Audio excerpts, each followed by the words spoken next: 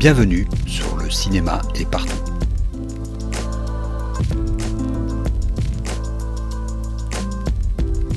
Un podcast sur l'industrie du cinéma et ses évolutions.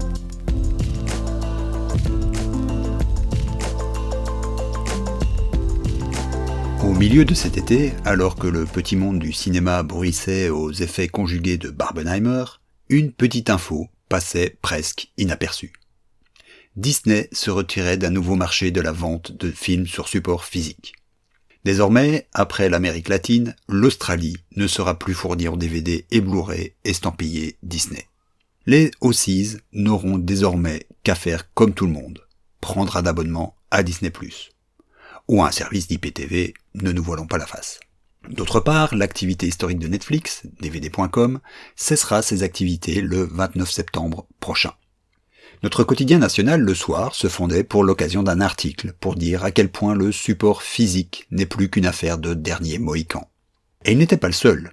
Tout ce que le net compte de médias clickbait titrait sur la fin du format DVD, par cette simple décision de Disney. Rien n'est plus faux, bien sûr. Des DVD et Blu-ray se vendent encore. Mais force est de constater qu'il n'est plus un objet de consommation de masse. Avant de commencer, une petite précision. J'ai moi-même été un acteur de ce secteur de l'exploitation des films. Pendant environ 10 ans, j'ai accompagné la fin du boom du DVD jusqu'à son lent déclin. Rassurez-vous, aucune nostalgie de vieux con dans ce qui suivra.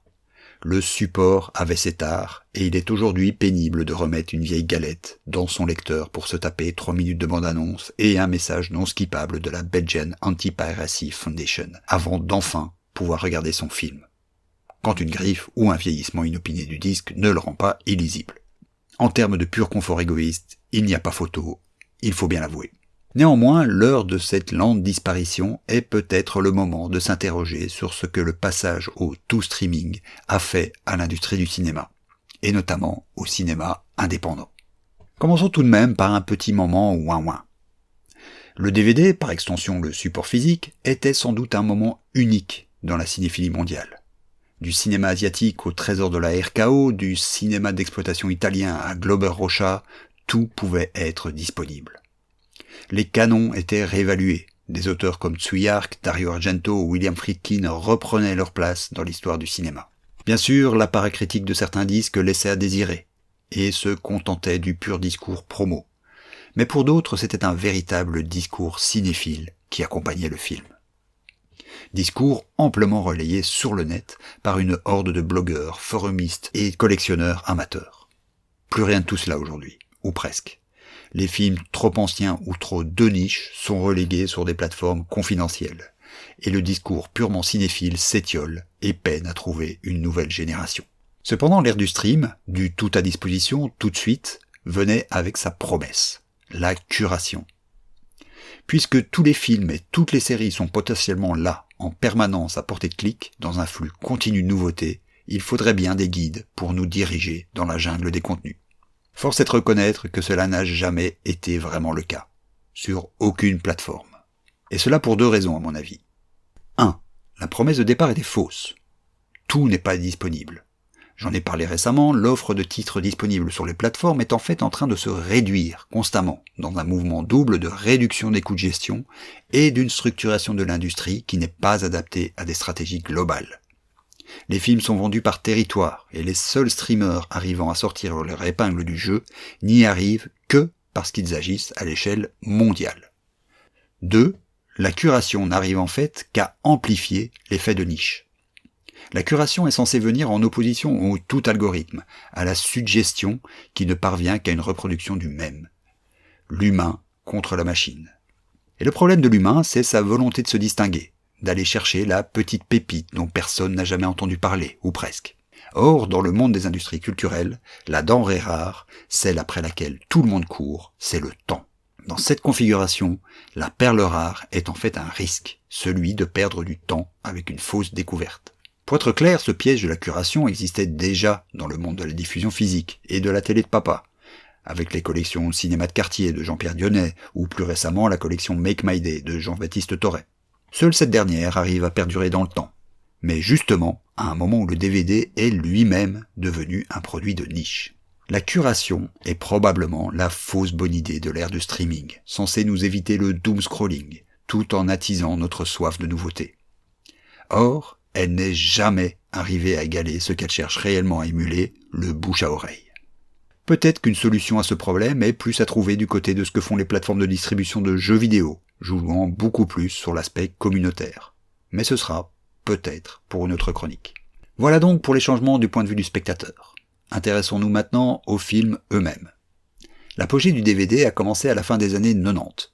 Le pic des ventes se situe en 2004. Ensuite a commencé un lent déclin, qui est devenu réellement problématique vers 2015. Regardons donc ce qui s'est produit lors de ces années. Si on regarde le haut du box-office, ce sont les années du début des grosses licences, Matrix, Harry Potter, Le Seigneur des Anneaux, Spider-Man et X-Men. L'ère des blockbusters atteint une nouvelle dimension. Pourquoi ? Parce que le risque d'un succès, moins important en salle, pouvait être contrebalancé par des ventes en support physique, dont les recettes atteignaient parfois l'équivalent du box-office. Avec le DVD commençait une longue traîne de ventes qui pouvait s'étaler sur 5 ans, voire plus, avec les repackaging, les éditions spéciales, les offres en bundle, etc. Un projet comme Le Seigneur des Anneaux, trilogie éléphantesque, n'aurait sans doute pas pu être imaginé à une autre époque que celle-là. Pas plus que des sagas basées sur des livres pour enfants, ou sur des comics. Mais c'est plutôt le milieu du panier qui a le plus pu profiter de cette aubaine. Cette période est peut-être le début de l'âge des énormes licences, c'est aussi un âge d'or de la comédie américaine. Les films des frères Farrelly, d'Adam Sandler, de Ben Stiller et de Judd Apatow sont des succès honorables en salle, surtout américaines, mais surtout de gros cartons, des rayonnages. C'est aussi l'âge d'or pour des gens comme Quentin Tarantino, lui-même rat de vidéothèque, ou même Clint Eastwood, qui signe ses plus gros succès à l'époque. On pourrait aussi citer Michel Gondry, Spike Jonze et tant d'autres. Et la même chose peut se dire de l'Europe. Des films relativement ambitieux, comme des films de genre, commencent à apparaître, avec l'Espagne comme plaque tournante.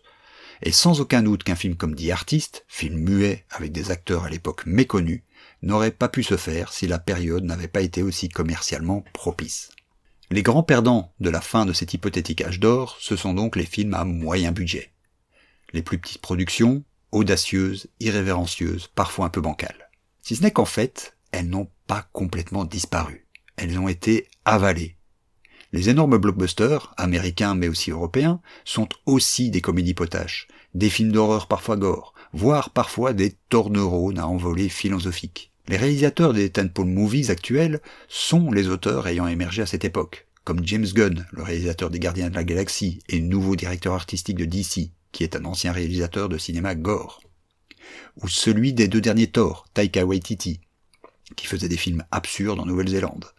Ou encore les frères Russo, réalisateurs des Avengers, qui ont fait leurs premières armes en télé sur la série Community de Dan Harmon.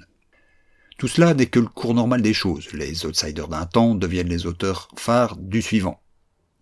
Si ce n'est que personne n'est venu les remplacer.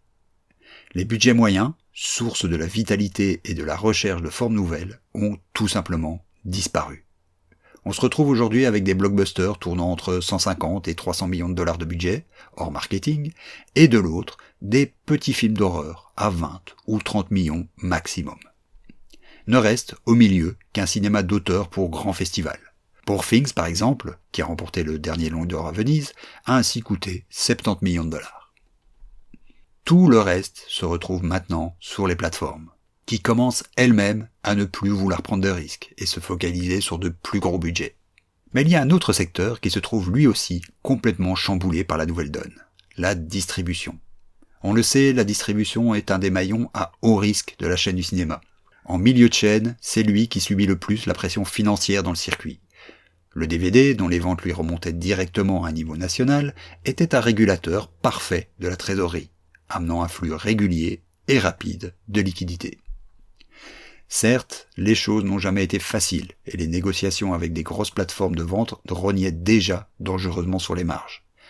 Mais les choses sont tout autres aujourd'hui. Les interlocuteurs ne sont plus, ou presque, au niveau national. Ce sont les Amazon, les Mubi et consorts, qui sont tous en position de pouvoir dicter leurs propres règles. Difficile de savoir, bien sûr, si les flux financiers compensent ceux de l'époque du DVD. Ceci étant, entre la pression accrue sur des films de moyenne gamme due à leur raréfaction, une moindre maîtrise du flux commercial de leurs films et une attaque en règle par les grands studios des fenêtres d'exploitation, les distributeurs subissent de tous les flancs le changement de modèle économique. Alors bien sûr, inutile de se lamenter ou de chercher à revenir au bon vieux temps. Néanmoins, après maintenant près de 10 ans de déclin, on peut commencer à voir la trace qu'a laissé les 15 ans de domination du DVD sur l'industrie du cinéma. Le DVD parvenait encore à maintenir floue la frontière entre le marché de niche et le marché de masse. Ce flou, c'est ce qui remplit en grande partie ce qu'on a appelé le cinéma indépendant, une catégorie fourre-tout qui pouvait aller des films de studio osés à des propositions de cinéma pointues. Ne reste aujourd'hui que les blockbusters, les films de genre à petit budget, et pour tout milieu, un cinéma d'art et essai plus ou moins académique. Mais comme tout dans ce bas monde, le cinéma fonctionne par cycle. Nous verrons bien ce que les prochains nous apporteront. À la semaine prochaine.